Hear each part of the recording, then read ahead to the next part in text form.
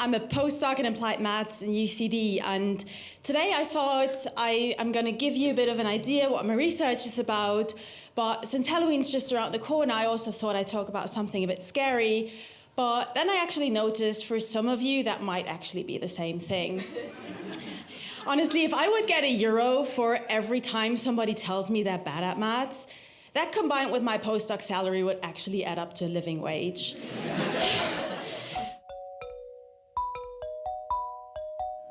Welcome to You're Up Next, a podcast by Bright Club Ireland that explores what comedy can do for research and society. I'm Jessamyn Fairfield, and I'm a physicist, comedian, and spreadsheet enthusiast. This is the second season of You're Up Next, and we'll be exploring some important topics through the lenses of science and humor. In this episode, we're talking about maths, and statistics, and I'll be speaking with Shane Jensen about how these can not only be fun, but applied to sports, cities, and the world around us. The power of comedy lies in breaking down, humanizing, and making light of even the heaviest emotional and technical topics. So this week, we're going to take a look at something that can inspire great fear, loathing, and even dread, as well as great joy and enlightenment. I'm talking, of course, about math. Don't change the channel. I promise this will be funny. If you feel like there are numbers people and non-numbers people, I totally hear you. I didn't really enjoy math growing up, despite being raised by two people with math degrees, and I only really came around in the last year of my education where math was mandatory. People sometimes talk about math anxiety, where students can get so worried about whether they're a math person or not, that it occupies their working memory, making them worse at math. But if we set the worrying aside, numbers and numerical methods provide an incredible way to solve problems in the world and make predictions about how it works. It's a means of abstracting what we see around us, like good versus evil, dark energy versus matter, altruism versus selfishness. Math is a literal different language we can learn that isn't better or worse than verbal language, but it lets us do different things. An especially interesting example is statistics, which is rooted in math and data analysis, which has its own arcane ways and means, but which is also a favorite domain of that contemporary villain, the internet arguer. Statistics can feel like math applied for the benefit of humanity, and it can also feel like data wizardry that's being marshaled to support almost any argument. So this week, we're chatting to Shane Jensen, who is a statistics professor at the University of Pennsylvania, and who uses and communicates stats around a lot of interesting societal phenomena.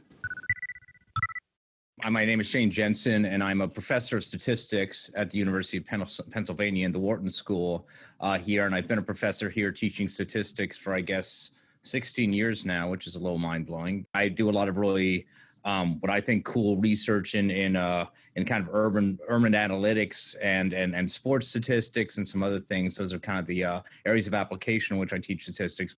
I like to start with a really aggressive question. So do you think that math and stats tend to get a bad rap sometimes as very technical or boring topics? Obviously not to you because you've devoted your life to statistics, but I feel like sometimes people have that impression of them.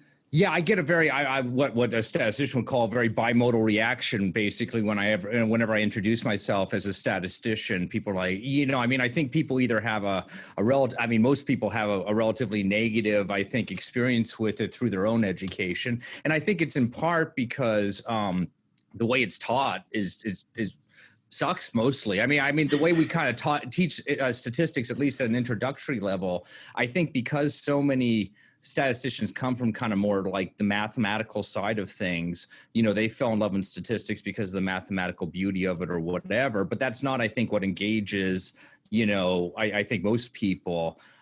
In my own experience teaching from kind of more like in a specific application kind of area or kind of motivating it more through like real world data ends up being more compelling to people. But I don't think that's the usual style in my field. So, yeah, I'm not surprised that people have that kind of reaction. I've been kind of fighting it my whole life, I suppose. The one thing that has been kind of nice over at least the last couple, decade or so, is I no longer, people still say I had a terrible class in that, or I had a terrible experience trying to learn that, but they no longer say, why would you want to do that? So the nice thing is statistics and, kind of analytics and machine learning or whatever else we want to call it has become so kind of commonplace in society. People no longer kind of question why people are doing that, at least. So that's one battle, I guess, that I no longer have to fight. That is definitely a positive result. And because, yeah, I know that you've taught a very broad variety of students, and you were mentioning too, like I know being in the Wharton School, you teach some MBA students who maybe do not want to learn statistics as much as other students. I don't know if I'm making a generalization here. I mean, that is certainly I mean, they are a little bit, in some ways they're, they certainly come across to me, at least, as the, maybe the ones that are the least kind of, into the inner workings, the under the hood kind of thing. But at the same time, the MBA students, they were the ones that really kind of, at least first, pushed me to kind of think about this, kind of taking things from a more applied perspective, because they are certainly, I mean, almost to a fault, constantly questioning kind of what is the real world, what is the tangible value of each of these kind of procedures or methods that we're learning. I mean, they again have their own unique perspective, like how will this make me money, very immediately. Yeah, well, and I mean, like, let's talk about some of those applications, because I find it really interesting, the sports statistics stuff that you do. And I don't know if that's the kind of thing that you bring up in your teaching, or I know you've done a lot of kind of public facing outreach about it as well, because people are interested in sports. Yeah, no, and I mean, like, in some ways, it's kind of a bit of a risky kind of application area to try and engage students with, because certain people typically are either really into sports or really not into sports. But I personally am into sports, so I mean, I certainly can teach enthusiastically using it, which is nice. And I feel like even I managed to, I think, engage a lot of people that aren't into sports, because I try and kind of teach a lot of the kind of applications almost like from a personal level. And I think, that plus, a lot of kind of self-effacing humor is really kind of helpful in that direction. Like, for example, I did this big project involving fielding in baseball many years ago. And, I also kind of, I got into baseball specifically because I was in grad school in Boston. And it's almost a religion up in that area that you're into baseball. And, I've taught mostly on the East Coast, where, everybody's kind of conscious, at least, of this big rivalry that exists between New York and Boston in baseball, where the fans don't like each other, the players don't like each other. It's been one of the big rivalries in American sports over the last 100 years. And I got to actually kind of engage that directly, because there are some prominent kind of players in baseball that I got to evaluate as part of this project. And one in particular that even non-fans of baseball know is this guy, Derek Jeter, who used to play for the Yankees. He in fact is a very famous player, first ballot Hall of Famer. And we got to basically analyze his fielding. And again, in Boston, there was this constant sort of mantra that Derek Jeter was overrated and all this type of stuff. And I got to kind of basically dig into the data. And at least, according to our methods, Derek Jeter, though he's an amazing hitter, was actually came out as kind of a poor fielder, according to our methods. And that's something that Bostonians just ate up. And in fact, I remember giving a talk at this in a conference in Boston. And it was one of the big American Academy Association for Advancement of Science. So it was a rather big meeting. And so there was some press there, and I got, interviewed by this Boston Globe person, and that did a kind of write-up of it. And it was so funny to me to sort of see that then, it was picked up by the Boston Globe, and then the New York Post wrote an article that was, it couldn't have been more opposite in terms of its take on my research. Yeah. It's funny too to imagine like a research talk that you could give that could get a standing ovation in Boston and booed off the stage in New York City. Just no, don't say that. And it was delightful too, because the New York Post, the New York Post in general, does not have a great reputation, because it's kind of, it is kind of, not the most intellectual paper out there, but they always have that kind of whole now let's go to the man on the street kind of thing. And they did that for this particular article, and it's they talked to Joe in Queens, and he's like, what are the professors down there at Penn smoking? They don't know anything. Jeter's got a lot of heart. So it was really kind of, it was funny to sort of see, I've kind of grown up reading things like the New York Post and being like, oh man, that's not a very, that's a pretty like, superficial take. And then it actually I got to have the New York Post take on my own stuff. I mean, and you talked about like humor there as well as like both useful in terms of like reaching students and people that might not be that inherently interested in math and stats.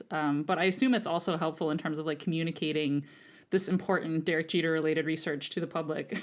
Yeah, no, and especially because nowadays it's gotten again very much easier as kind of stats and machine learning and all these things have kind of pervaded our lives basically. So these days when I teach something, I might teach a topic like regression, or just predictive modeling in general, and used to be more difficult. Now I can just kind of point to being like, this is the kind of model that, Amazon is using when, to make its recommendations to you, or Netflix is using to make its recommendations to you. And I usually kind of present that in some kind of like humoristic, like self-effacing kind of way where I kind of talk about basically what Amazon does with my recommendations and how, through predictive modeling over the last couple of years, it's learned to throw like every single piece of clothing that has a wolf on it at me.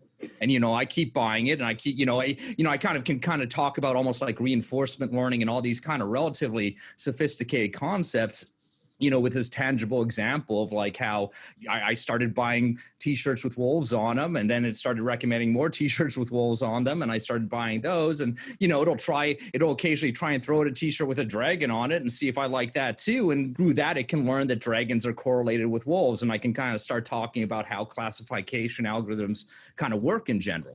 Yeah, well, and because you did a radio show for quite a while about sports statistics as well, right? So, like, what were the kind of communication tools that were, yeah. What I like about the sports podcast is we are kind of looking at sports from a more analytical perspective, and it allows me to kind of keep up with the field. But we also kind of do approach it with, I think, humor, but like I think also humility, because I think a lot of, especially academic takes on things. And I fall into this trap myself, especially from a statistical point of view, is it's so easy to look at a study out there that's maybe been done and sort of start poking holes in it immediately, because every single analysis, no matter how principled you try and be, there's subjective decision making involved, and hopefully that's informed by science or whatever, but you're going to be making subjective decisions and judgments all along the way, and it's always easy to retrospectively be like, oh, I wouldn't have done the exact same thing in that situation. But I always kind of, I think, try and do a good job on, when we kind of look at what studies are out there of trying to kind of not focus entirely on the negative, because I think you can quickly kind of get lost in the weeds with that. And myself and my co-hosts are, we always have it as kind of a conscious goal to sort of like, emphasize like, more the big ideas that are coming across this paper, even if we kind of, maybe this technical issue wasn't done well or this technical issue wasn't done well. And when you kind of have that perspective, you can kind of realize that how much amazing research is going on out there in sports analysis, for example. And a lot of it's not being done necessarily within the academic community. It's being done by teams or just kind of, people, blogging out there and stuff like that. Yeah, well, and I think that's such a great point too, that like, it's an application of statistics that has a very broad interest beyond academia. And I think too, like what you said there about the fact that choices are being made in how these things are analyzed. Like, I think there can be a temptation of people to say like, oh, well, like it's just the numbers, like the numbers are the numbers, man, or something like that. When it's like, well, no, we're making choices in how we analyze these things, and that's going to affect results. And that's actually a really important process to understand. That doesn't necessarily get communicated as much. And even once the numbers are analyzed, how you interpret said number. I mean, it's really easy to come up with examples these days, especially like in the geopolitical world we live in, where like, the same statistic, the same number can be completely interpreted, completely differently depending on the kind of, the prior viewpoints or biases or whatever you're bringing into things. And so I think, Certainly, within the US with the last couple of election cycles and the amount of kind of information and misinformation that's been going on out there, and how that misinformation is becoming like all information more quantitative in nature. It's been both kind of exhilarating but also incredibly frustrating as a statistician to sort of see that happen, because there is so much misinformation out there where a particular number will be presented without the kind of necessary context to understand it. And so it's kind of easy, certainly from the teaching side, to kind of motivate how important it is to be thoughtful about your interpretation of quantitative data. I have to imagine, too, that in terms of using the same number to support multiple interpretations, do you want to tell us about your current work on urban analytics? Because I have to imagine that happens a lot there. I've kind of gotten really into, over the last 5-6 years, into studying cities in general, but Philadelphia specifically. And so there's a lot more kind of data out there to kind of analyze basically how cities function. Have there been any surprises in that kind of research, stuff that might have gone against the conventional wisdom around cities or urban planning? I mean, I guess I shouldn't have expected it would have been an easy endeavor anyway, because cities are very complex, interconnected things. But just the amount of nuance there is to result. There's a big kind of initiative in Philadelphia to take vacant lots and turn them into little parks or pop-up gardens and stuff like that. And of course, the hypothesis would be that that's going to be good for the area. And we do, overall, we do see things like improvements in safety and stuff like that around these kind of little parks versus kind of the control group of lots that remain vacant. But it's subtle. It's these are kind of relatively small effects, and on kind of a yearly scale, but on a decade scale can be quite substantial. So you have to kind of look at things at the right time frame. But also, there's a lot of kind of surrounding context that influences that. A new park is going to be more kind of effective in terms of promoting, public vibrancy if there's already kind of a cafe nearby that people can kind of use as part of that. And so that type of stuff, I think, is, where we've kind of, we were a little bit surprised the extent to which the surrounding context does matter. Again, planners can be a little bit more thoughtful about kind of taking into account the surrounding neighborhood context when they do these interventions. I'm not an academic that just sort of thinks that it's easy to kind of just do these studies and do the analysis. I kind of realize how difficult it is to basically get any kind of intervention, actually into a city, and how complex cities are just in general. I think, I use a lot of humor kind of in that kind of connection point. And I think that also helps too, because in my experience, when people meet a new academic, like it's a government public policy maker, or just, somebody at the city's Office of Information Technology, I think they're maybe a little bit on the defensive, because academics can be kind of surly and can be kind of, high and mighty about their knowledge. That first connection between somebody and an academic often doesn't go as well, because academics tend to come in and think they know everything. And so I think, again, that's sort of the nature of my humor, which is, mostly a long string of admitting what I don't know about things. I think somehow it does actually help. Admitting what you don't know is a great start in making any technical topic more accessible. I also think it's really interesting that humor can be so useful in diffusing anxiety around math and other things, and busting those imagined hierarchies of people who get it and people who don't. If you Google math jokes, you will find a lot of in-jokes that don't really communicate math at all. They effectively just congratulate an in-crowd that already knows something. But what Shane described, of making the surprising applications of statistics clear while also being self-deprecating and listening, that's the kind of STEM humor that I'm here for.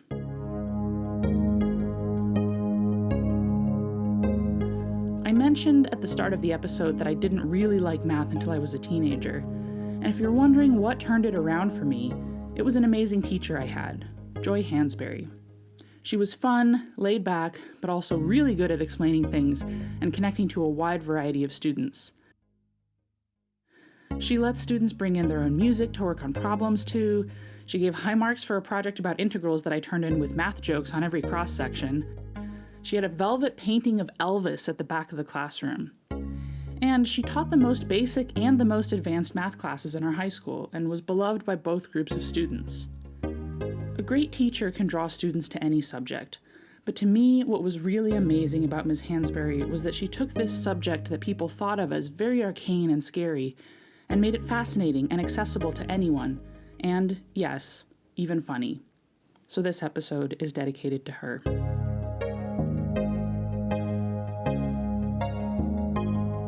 This episode was made possible by support from the Community Knowledge Initiative, the Quorum Medical Device Research Centre, the Research Office at NUI Galway, and Science Foundation Ireland. We're grateful to our guests, our host, which is me, Jessamyn Fairfield, our producers, Maurice and Sean, and to you, our listeners and our Bright Club Ireland community. A transcript of this episode is available at brightclub.ie, where you can also find more information about what we do at Bright Club Ireland.